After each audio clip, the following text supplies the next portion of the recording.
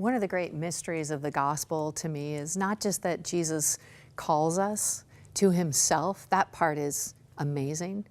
But one of the great questionable things I think about the gospel, the outrageousness about it, is he doesn't just call us, he also sends us. This is clear throughout the Gospels that Jesus is always inviting the disciples to follow him, and then he's sending them out over and over again, almost on practice missions as you were. In Mark's Gospel, chapter 6, we see this in verses 8 to 10. He tells the disciples to go. He's giving them authority to cast out evil spirits. He's saying it's time for you to go. He sends them just in twos. And this is what he tells them. Take nothing for the journey except a walking stick. No food, no traveler's bag, no money. He allowed them to wear sandals, but not even to take a change of clothes. What's amazing about this is that Jesus is not sending them out with special tricks or special things. He's sending them out as themselves with himself.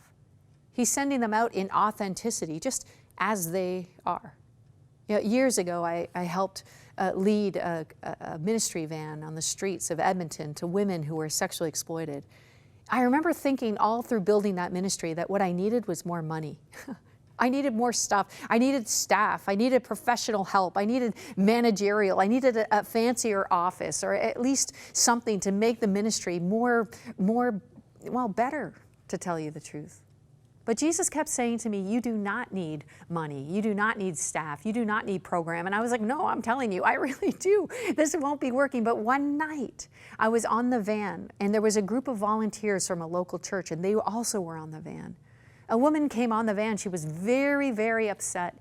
And a woman was calming her down, just a volunteer, calming her down, saying, hey, we don't act like this on the van. Can I get you a coffee? How can I help? We want you to be full of peace tonight. And the lady looked at her kind of with derision. She said, well, what would you know? She said, you like it when I'm out here. You like it when I'm like this. The lady looked at her and said, what do you mean I like it when you're out here? She said, well, if I wasn't out here, you wouldn't get paid. The volunteer looked at her and said, oh. She said, you think I get paid? She said, oh, no. I don't get paid. I'm a volunteer. The woman on the van looked at her and said, you're a volunteer? Why would you be out here at 1 o'clock in the morning on a freezing cold night helping somebody like me? The volunteer looked at her and said, I guess it's because I care about you. I guess it's because I love you. This woman, who's been rejected by almost everybody in her life, began to cry with the power of the gospel message of love embedded deep inside of her heart. You don't need more money or fancier programs or better qualifications. You just need yourself, and you need Jesus. Go.